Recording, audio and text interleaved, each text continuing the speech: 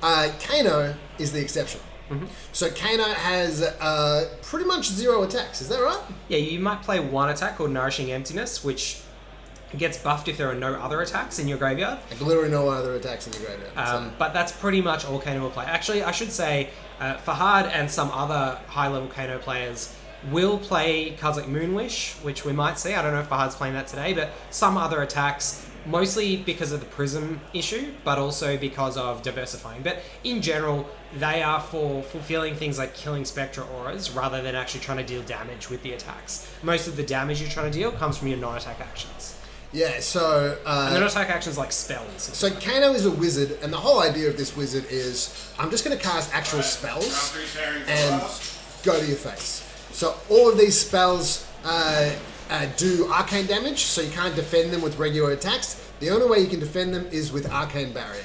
So if you are expecting a bunch of Kano in the room, you want to be making sure that you're playing 3 instances of Arcane Barrier so that you can pitch a blue to prevent 3 from the one source. But then some of their attacks come in for like, not 4, attacks. 5, 6. Some of their non-attacks will be threatening 4, 5, or 6 arcane damage. Yeah. And the thing is, if you aren't preventing at least 3 on a lot of these attacks, these spells, Kano's damage tends to compound. So a lot of Kano's effects say, this deals X damage plus X, where X is the amount you've already dealt this turn. So if you get in for 5 damage with your first kind of like a spell or are they instants or... They're non-attack actions. Yep. So if your first spell does damage, sometimes it will buff the next one, or sometimes the next one will get buffed by it. So both of those things can be threatening. And it sort of has this compounding effect. So if you can prevent a decent chunk of each spell's damage, then you're going to neuter their overall turn. But otherwise the curve can get pretty out of control if they can string 3 or 4 together. Yeah. So the other interesting thing here is I believe we have a Kano v Rhinar matchup in the 2-0 bracket here. Which is going to be super exciting. So we've definitely got Kano there. And then I do believe, let me just check my little deck lists folder here. But we've got Patrick against Fahad. And I believe that Patrick is on Rhinar. Yeah, I believe so, because we've got a player profile for Patrick. Patrick was the other person that we were keen to actually feature. So let's have a look. How much Null Rune have we got there in Patrick? So we've got an Arcanite Skullcap, a Skullhorn, importantly. So that's a brute piece of equipment that has Arcane Barrier 2. So Fahad will be a little bit dismayed to see a Skullhorn coming up on the other side of the board, because having Arcane Barrier 2 on one equipment is not what Kano wants to see. So we've got Skullhorn and Null Rune Gloves. So a total of Arcane Barrier 3. And the Skullhorn will be played in place of the Skullcap. Yeah. And then interestingly, of course, Brute and Rhinar in particular being a deck that relies on its equipment quite a lot for its offensive potential. So very important for Patrick to have that Skullhorn so that he doesn't have to play 3 separate pieces of equipment with Null Rune. Because having the Skullhorn and the Null Rune Gloves means that Patrick can still play Finder Spring Tunic and Scabskin Leathers, which is absolutely crucial for giving Patrick some of the extra action points that he needs.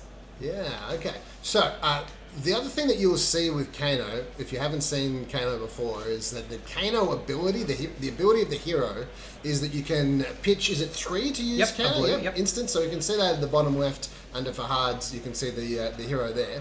And that reads, look at the top card of your deck. If it's a non-attack action card, you may banish it. If you do, you may play it as though it were an instant. So, you can play in your opponent's turn, as long as you're using the cards in your hand to pitch to exile the top card of your library. If it's a non-attack action, which the vast majority of your deck is, you can actually play it at instant speed. Now, you still need to pay the costs for that spell, so you're not getting it for free, but what you are doing is creating this setup where your opponent might come in for a whole bunch of damage, but they've used their entire hand. So they don't have any more resources in their hand to use for that Arcane Barrier, and then you can try to play at instant speed when they don't have anything to block with. Really interesting play and a little bit different to what we're used to seeing in Flesh and Blood, but really cool. And what it basically means is that when you're playing against Kano, you don't block on their turn. You block with cards on your turn. So what Kano tries to do is force you to consider on your turn as the opposing player whether to use your cards for resources, for attack, power or offensive power, or as blocks, and to condense that into the one turn, rather than you being able to make those decisions sequentially. Block first on the other person's turn, then attack with whatever's left over. Kano tries to reverse that, so you have to choose what to attack with first, and then you have whatever's left over to block, which is a reversal of the usual way that Flesh and Blood works. And it means that when you choose what to attack with, you actually have to consider how much blocking potential you want to keep behind, not knowing what the other player is going to throw at you. It really inverts the usual tempo and the way that your decision making works in Flesh and Blood. Which means for newer players it can be a lot to get your head around playing against Kano. It is a little bit different. One of the things that you have an advantage though against Kano, life. Yes, so Kano is the only adult hero in the game that begins on less life than 40. So Kano begins with 30 life. And part of the reason for that is that Kano can play at instant speed, so even if Kano goes second, they can still have a turn on the opponent's turn 1, and then they drop to 4 at the end of the turn. It looks like Kano is going first here. We've got a counter on the tunic, and we should talk through the equipment too. So I've mentioned the Skull Horn and the Null Ring gloves that are going to give the Arcane Barrier 3 to Patrick in total. We've got tunic and then the Scab Skin leathers. Fahad here has opted to activate his weapon, which is Crucible of Aetherweave, that pumps the next arcane damage spell by 1, and then has cast a Reverberate. So a total of 4 arcane damage coming in, and Patrick has blocked for 3, arcane barriered for 3 that is, and so 1 damage leaks through. Then Fahad's got 1 card left over to Arsenal, and that's it. Yeah, so not an insane turn 1, but good in that you get through at least 1 damage, and you get to Arsenal a card. Yep. As well as ticking up that tunic. So we'll see from Patrick here, I imagine a tick up on the tunic, and then some form of attack. So run me through, how does Rhinar work? So there are a few different ways you can play Rhinar. The hero ability itself says when you discard a card with 6 or more power, an attack with 6 or more strength during your action phase, Intimidate. And Intimidate removes a card from your opponent's hand for the remainder of the turn. So that's actually pretty important against Kano, because it removes their offensive potential if they are trying to play at instant speed, but they do then get that card back on their turn. So the Intimidate serves 2 functions against Kano. One is to remove cards from their hand that they could play to attack with, and the other is to remove their blocks. So what we've seen here is a Swing Big coming in. If Swing Big is fully blocked out, it is going to create a Quicken token for Fahad. But that's a free roll against Kano, because Quicken tokens do absolutely nothing for Kano. There's no weapon that can attack. Fahad's weapon is simply a buff, not an actual attack itself. And there very likely be a small number of attacks in Fahad's deck. So Fahad, I think, has blocked for 6 there. Taken 3, yep. And the Swing Big didn't have go again, so that was Patrick's entire turn. And there were no Intimidates that turn. Okay. So Fahad has Kano'd, and it looks like hit a Sonic Boom, which has been Crucible of Aetherweaved. So it looks like it's going on for 4. Oh no, sorry, this is going on Fahad's turn. Sorry, not at the end of Patrick's Fahad's turn. Yep. So it's coming in for 4, and it hits, which means Fahad banishes the top card and gets to play it at a discount equal to the damage dealt by Sonic Boom. Plays a Gaze the Ages, which is an amazing hit. Like, that is the perfect thing to hit there, because Fahad now gets to opt 2, so basically scry 2. 1 goes on top, 1 goes on the bottom, and then Gaze the Ages goes back to Fahad's hand. So Fahad now has 3 additional resources with which to Kano, and it's a Blazing Aether. So Blazing Aether is a 0-cost spell, which Fahad is now able to play, and it just deals 1 damage. It deals damage equal to the amount of arcane damage you've dealt this turn. So not the biggest Blazing Aether, but a free extra damage, basically, that Fahad got there.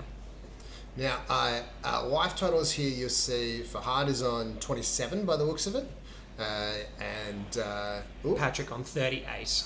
Now we've got a Command and Conquer coming in. And I can't see how many cards Patrick has in hand, but it's probably going to be the only attack this turn. Don't know whether there was Pummel available. But I should say Scabskin Leathers is an important one to mention. We're seeing a Tome of Findle, which is very good in Kano, because your action point on your turn doesn't always matter that much. because you're happy to tome, and then you can still spend all your cards you drew to Kano. Yeah, because it's all instant speed stuff. Yeah, because Kano's ability is an instant. Yep. So we're seeing activation on the weapon. Now, what does the weapon do? So the weapon just buffs your next arcane damage effect by 1. Okay. So this plus Aether 1. Spindle's coming in for 5 rather than 4. Okay. And that's important because 5 is a much better number than 4 against Arcane Barrier 3. You know, you're threatening double the damage, basically. 2 rather than 1. And Aether Spindle's on-hit effect is that Fahad gets to opt equal to the damage it deals. Yeah.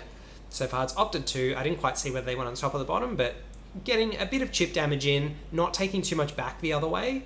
So Fahad's early trades, you can see here, have been favourable in that they've brought the life total differential down from 10 to 5. Over the course of 2 to 3 turns. And that is the objective as the Kano player, because you start 10 life behind. When you get close to the end of the game, if the life total gap can be close to that 10, you can kill them on their turn when they go for the killing blow. That's the objective. If you can get it below 10, that's great. And if you can get it around 5, then you put yourself in the perfect position to be able to kill them on the final turn. So you, like on your turn, you do as much damage as possible, you pass to them, they're like, well, I'm going to try to kill you. And then you kill them. Yeah, then you kill them in instant speed. At instant speed, yep. Yeah, okay. So that's the plan. And Fahad has now taken 1 from that swing big, which left the life total gap at 6, but importantly didn't have any plays back the other way. So this is the first turn cycle where Patrick's really taken the initiative. Fahad didn't have a play, and now Patrick has a massive turn here. So an Intimidate trigger off Barraging Beatdown got 1 card out of Fahad's hand for this turn. Fahad gets that back on his turn. Now Blood Rush Bellow is going to give additional cards and additional power to brute attacks this turn, and the potential for more action points as well. So this is a huge turn for Patrick, and Patrick is going to be really trying to lay the pain on here, with Fahad only having 2, although those 2 remaining cards could also both get intimidated away. Yeah, so Intimidate is you randomly select a card from your opponent's hand, and it basically just gets exiled and comes back in their turn. So they basically don't get to use it to block. That's right. Which is pretty key. So we're seeing a Sink Below from Arsenal, sinking a card, and an Aether Flare blocking, I believe. Yep. So there's these Mandible Claws are the weapons. They have go again because the tree's been met, and they are coming in for +2 damage. So I think they're coming for 5 each. Pretty big turn. Yeah. So 25 off the second Mandible Claw. So the first one was blocked out for 7 by the looks, because that had the Barraging Beatdown effect applied, and then the Mandible Claw, and then we've got a Massacre, I think that is. Okay. And then Intimidate the last card. Down to 17. Yeah, so a lot of damage there from Rhinar. One of the key things is that Fahad still has a turn though. So but I guess the thing to note there is that Fahad wasn't able to execute his turn whilst Patrick had no cards in hand. So now Patrick gets, even if Fahad does this on his turn, which he's doing, Patrick now has a full grip. Yep. And can Arcane Barrier as he wishes. So across the turn cycle, Patrick's well ahead. Yeah. Because it's that element of being able to play at instant speed that is the benefit you get from the fact that your attacks in inverted commas are under rate. You know, they're dealing less damage than what you would normally get for the cost. So Fahad popping Talismanic Lens here. This is an important play. That's Fahad's headpiece. So it's 1 use only in the whole game, and Fahad is opting to opt to at the start of Patrick's turn. And I think the plan here from Fahad is, with Barraging Beatdown threatening an Intimidate and another big turn, Fahad doesn't want to have to play on his turn again here. He wants to get out ahead of the big turn and say, I'm going to threaten damage to you before you attack me. So you have to choose to either block and hopefully neuter your own attacks a bit, or just take all my damage. Yeah. So it's big turn v big turn attempt. Yeah. All condensed into Patrick's turn, as Kano likes to do. Yeah. But crucially for Fahad, which is disadvantageous, Fahad has to do it in response to the Intimidate trigger, which means he has to show his hand first. Yeah. So, and then Patrick has the option to go, okay, I'm going to spend all my resources to Arcane Barrier and stop you from doing, like heaps of damage, and then I'll just kind of pass it back to you, or I might come in with a cause, or Yeah. Yeah. And Fahad's also popping the Storm Striders. So Storm Striders is one use only as well. It destroys itself, and it allows Fahad to play an action from hand as though it was an instant. So this is what's usually used for the killing blow, but Fahad's saying, I need to pull the trigger now. I can't afford to wait. I can't afford to wait. I need to have a big turn now. I need to basically say, this is not a good turn for you. That's right. And this is the biggest threat in the deck to start the turn with. So this hasn't been crucibled, so it's just the vanilla damage, and it's a vanilla 4 that if Patrick takes any of it, every arcane damage instance for Fahad for the rest of the turn is increased by that amount. Yeah, so a real big... You want to block this as much as possible. Yeah, so we're seeing 2 block. 2 block... So the Either Wildfire's coming in for 2, and that's hit. So 2 has hit, which means that every action card Fahad plays that deals arcane damage this turn is doing an extra. Yeah. 2. Oh no, it looks like Patrick's blocking all 3. Blocking all 3, which... Sorry, blocking 3 of the 4. 3 of the 4, which seems like a... Which is massive because Fahad found a Forked Lightning on top. So if that Forked Lightning was getting buffed by 2, it's got 2 instances. So both of those would be getting buffed by 2. Okay, so Forked Lightning deal... how does that read? So it reads, deal 3 arcane damage, deal 3 arcane damage. Okay, so it would have dealt... Sorry, is it deal 3 or deal 2 at base? I think it's 2. Yeah, because it gets buffed. Yeah, so it's deal 2, deal 2. And it costs 3. Okay, but it would have been ping for 4, ping for 4. It is... Yes, it would have been ping... is it 2 base or 3 base? I need to check that. Yeah. Okay, but whichever way this goes, it's 2 instances of arcane. So both of those instances get pumped by the Ether Wildfire, which is a lot of damage, right? Yeah, it's 2 base. Yep. 2 and base. it hasn't been crucibled, interestingly. So normally, I think the reason I have 3 base in my head is that almost every time you play a Forged Lightning, you're going to crucible it. And crucible also buffs each of the instances. Yeah. But no crucible activation, and it's interesting now. Fahad was short on resources. Tunic's not up. Fahad had to use 3 to activate Kano, 3 to play the Forked Lightning. That's 2 blues out of hand. Plus the 1 to activate the Storm Striders and the 2 to play the Either Wildfire. So it was an expensive turn. But what he also did was prevented a large attack coming through. So he did. Instead of maybe a 15 damage turn kind of thing from Rhinar, it ended up being just 6 damage. Yeah. But Fahad had to spend so much to do that. Yeah. Losing the Storm Striders and the Talismanic Lens means that you lose a lot of control over the top of your deck on your kill turn. Yep. And you lose the ability to play something from hand on your kill turn. So you're playing a lot more off the top randomly. So we've got another Blood Rush Bellow. So this is exactly what Fahad didn't want to see. Blood Rush Bellow is the key combo turn damage enabler for Patrick. And he's now had 2 Blood Rush Bellows in the first 4 or so turns of the game. First 4 or 5 turns. So what does Blood Rush Bellows read? I'm going to have to look that up because I don't want to misquote it. It has a lot of text on it. Give me a sec. So it's all your brute attacks get +2 strength for the remainder of the turn. You have to discard a random card as additional cost. And if you discard a 6 or more, then Rhinar's ability triggers. Yep. So you're intimidating, which I think is what happened here. If the discarded card has 6 or more strength, which it did, draw 2 cards and Blood Rush Rebel against go again. So Patrick obviously has just 6 powers, probably just 6 powers in hand. Plays Blood Rush Bellow, discards 1 of them at random. Yep. Intimidates, draws 2 cards. Blood Rush Bellow has go again.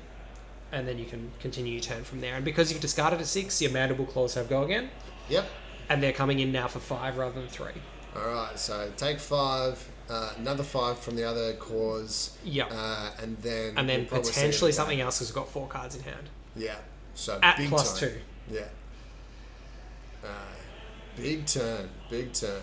Big turn. And Fahad, I mean, when we're talking about the life total gap and how good it was that Fahad had kept it to only 5, it's now out to 23. Fahad does have 5 cards here, plus a Tunic counter, and a Cindering Foresight that's active. And it looks like...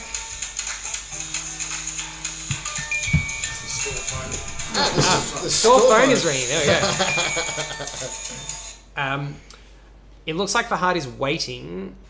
Oh, no, I've got Intimidate. So I was going to say, it looks like Fahad is waiting for as many things as possible to go out of hand here. Fahad, as a last-ditch effort here, has pitched a Zap.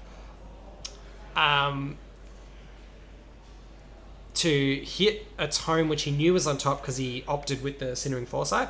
Yep. The tome's drawn 2 extra cards, which could potentially block this out, but I think being on 1 Fahad, it might be done here. Oh, the Sigil keeps Fahad alive. All right. So we got 5 block plus the Sigil is 8, and I think that attack was coming in for 8. 6 plus 2 from the Blood Rush Bell. Okay. So Fahad has a 2-card hand here, which he needs to try to get some cards out of Patrick's hand. And a tome is a good start. So that takes the action point, but draws you 2 cards. Then we see a blind Kano, and it's a miss. So there are very few cards in Fahad's deck that are misses on Kano.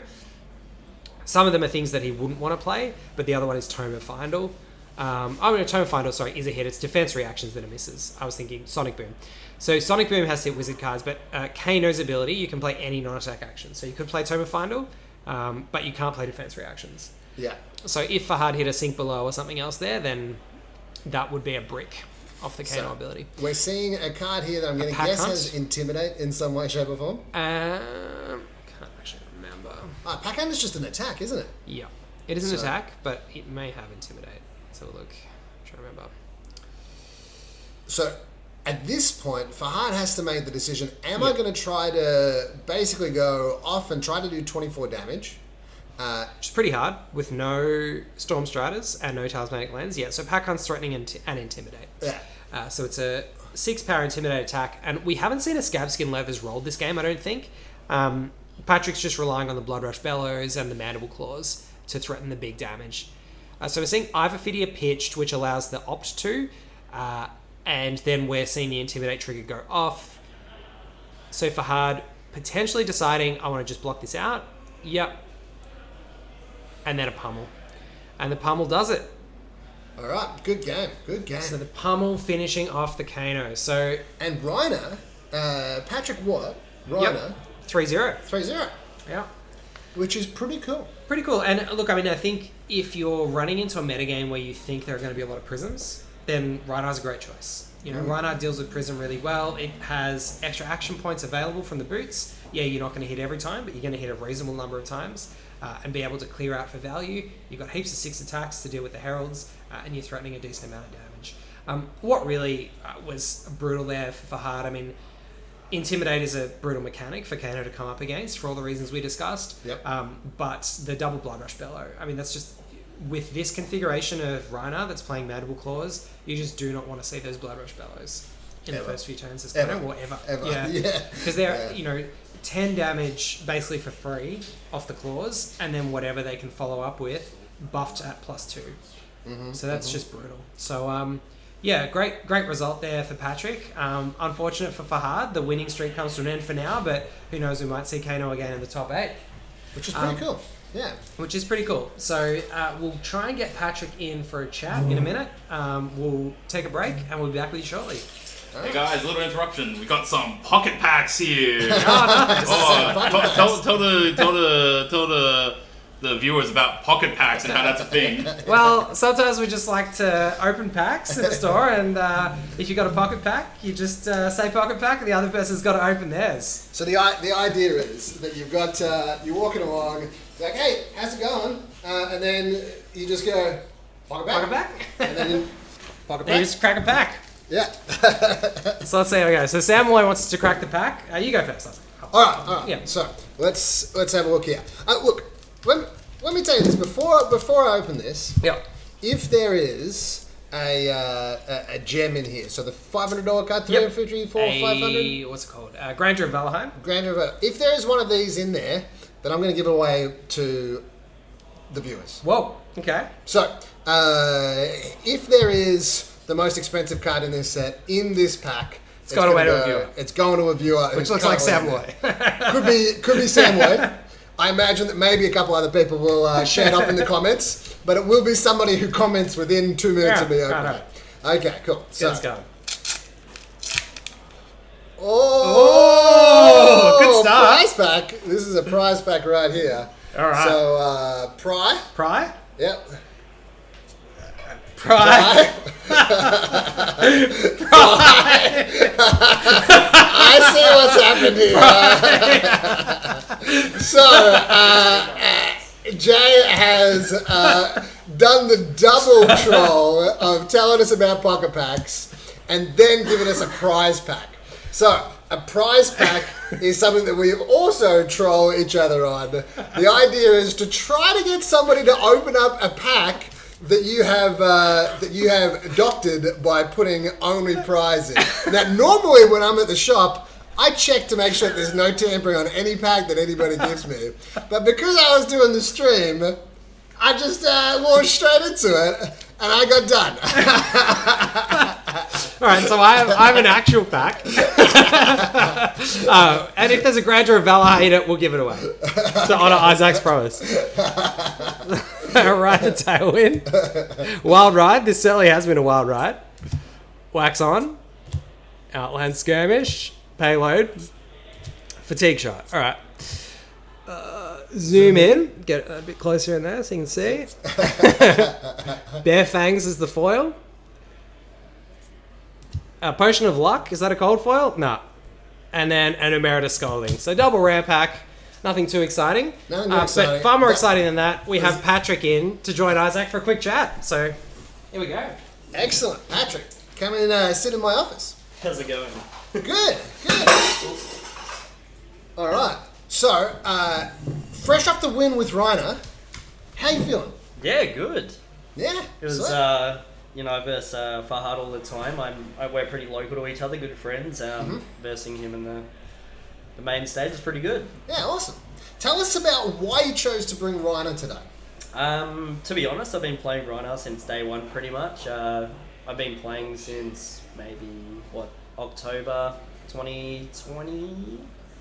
Yeah. Cool. All right. Pretty much just been playing him non-stop. I went to Nationals and played him there, and I got top 24, which was a shock to me. That just made me love him a little bit more. So, just been kind of adding a little bit of spice here and there to beat the top decks at the moment. So, a true affinity with Rhinar. How are you feeling then with the number of prisms in the room? Oh, so versed two of them today, and they were pretty handy to beat. Pretty easy. Okay. I beat one of them in 5 turns, which was pretty quick. Yep. The other one was a little bit longer, but... So, for those that don't know the metagame very well, what's the matchup like for Rhinar versus Prism? So basically with the Rhinar versus Prism matchup, I particularly look for a couple of cards. So Sand Sketch Plan is obviously a big one. Making sure you have the Gambler's Gloves with the Scab Skins if in a pinch you need that. So that gives you extra action points, yeah? Yes. So, and a key part of Prism is that they present threats that say, well, you have to have multiple action points in order to kind of deal with these threats. Yeah.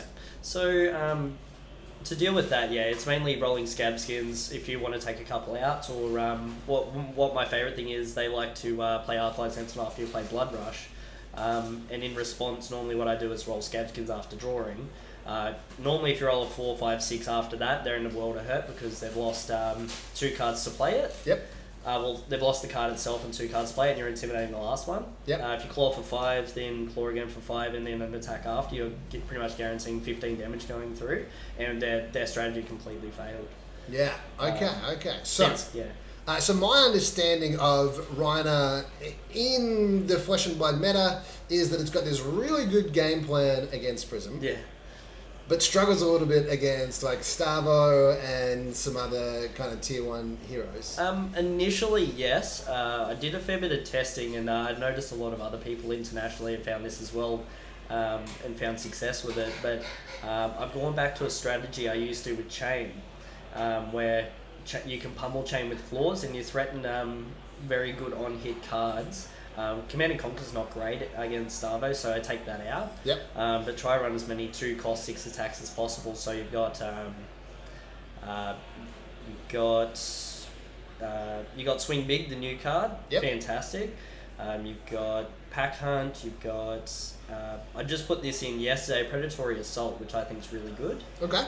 And then you've got just one more. I'm just gonna have to think about it. So it sounds to me pummeling, like just pummeling, because if they block with everything, because they always want to block as efficiently as possible and keep what they can defuse. But if you're constantly pummeling them, you completely shut their turns down. So the idea is to, and when you say pummel, do you mean the actual card pummel? Yep. Yeah. Okay, so you're playing red pummels. Blues and yellows. Blues and yellows. The damage isn't important to me. It's more the fact that I have the pitch and the fact that I can make them discard their card, completely stopping their dominate turns. Yeah, okay. So when you hit with the pummel, they have to discard a card, and then that can hopefully either take them off the trifecta that they need Yep. to fuse their Starvo, or take the attack out of their The hands. big one, like say they want to, if it's either they're now going to hit for, I don't know, somewhere between 7 and 9 dominate without a non-hit effect, or they're going to hit with that 7, or hit with that thing such as, one of those big cards. Crippling Crush or Spinal Crush. Yeah, any of those. So, or so Oakenol. either that's not dominated anymore, so that's fine. Yep. So either way, it's a win-win. Okay. So you've clearly thought about the Starvo matchup in a way to kind of get around it in terms of attacking the hand with some actual pummels, so blue pummels, yellow pummels, to then kind of disrupt them a little bit whilst coming in with the claws. Yep. In order to do enough damage to kind of take them down. Yep. Like obviously they can, like if you have a turn off, then they can still do their thing and pivot. But you've got a game plan against them, and you're feeling pretty confident. Yeah, very. Actually, last week I had some pretty unfortunate luck versus Chain round 1. It's a pretty hard matchup. Mm-hmm. It honestly depends. They have to whiff or you just lose, to be honest, against Chain because their aggro is just better. Okay. But when I versed Starvo last week, I pummeled them 3 times throughout a game, so like constantly. I think he only fused once the entire game, so. Sick. It was yeah, that's awesome. Okay, so solid game plan against Starvo. You're hoping not to run against some chains. Happy with Kano though, by the sounds of it. Yeah, so Kano's actually a pretty funny matchup. Like it's kind of the classic, isn't it? It's really 50-50 that matchup. Okay. Like I said, Fahad and I verse each other all the time. It's not really constructed. I get to verse him with Rhinar versus Kano, but his Kano's amazing. I just didn't give him the time to show it as much as normal. Yeah. He's I honestly think he's the best Kano in Australia, potentially the world. Okay. But I think I just got 2 blood rushes very quickly. Yeah, we were talking about the blood rushes. Is the number one card that Kano doesn't want to see. Yes. Pretty much any time. Barraging is also very hard for him because it threatens the fact that if it's coming after, you're in a world of hurt because 2 intimidates is really rough against Kano. Yeah, because they don't get to do their thing at the end of your turn or like block. So it's a bit, not exactly where Kano wants to be. But sounds like Kano's still 50-50 matchup. So you're not feeling too comfortable, but just like it's decent. It's like you need to hit him hard early because Fahad is very good at pitch stacking. Mm-hmm. He knows where the cards are at all times. He tracks them like incredibly. I've versed him and seen him just do triple blazings way too many times to know not to let a game go that long. Okay, so pitch stacking, for those that don't know, is when you use resources, you use cards as resources, but then at the end of that, they actually go on the bottom of your deck. So if you pitch stack, you are basically making sure, like in your mind, you know which cards you're putting on the bottom of your deck and knowing where those cards are in your deck so that when you go through your deck once, then on the second round, you actually know exactly where your cards are, and you've set that up in a way to combo with Kano, which is pretty much what Kano does. Yeah, the bit of a sneaky thing I did there in the game, I don't know, I pummeled him, which is not something you normally do to Kano. But the only reason I pummeled is because obviously I want to run as many blues as possible, so I have 20 total, so I made sure I ran all 20. Yeah. And pummel just kind of came at the right point to be able to sneak through that extra damage at the end, which was pretty insane. He looked at me like, you just pummel killed a Kano. That isn't a thing, because normally they, pitch to get out of it and don't discard, do some damage. But it came at the right time, so. Yeah, awesome. Well, congratulations on the win. Yeah, thank you very much. Very keen to see some more Rhinar, and I'm sure that there's some Rhinar players out there watching going, this pummel plan against Starvo is pretty cool. Yeah. So some people keen to pick up Rhinar. Anything that you would suggest to them? If someone's going to pick up Rhinar for like maybe the calling in a couple of weeks, what would you suggest? I think the pummels are a good addition. I'm trying out a couple of new things, like I was saying, the 6-card dominate that if you discard. I'm see how that goes today. I haven't tested that really before, but just as a replacement to Command and Conquerverse. Yeah, okay. We'll see what happens, but have fun, play some Flesh and Blood, and be nice to your neighbour. Yeah, sounds good. Awesome. All right, thanks very much. Cheers. We'll be back soon with some more Flesh and Blood as we go into the next round. Probably about 10 minutes, and we'll get into the next round. Thanks, everybody. See you soon.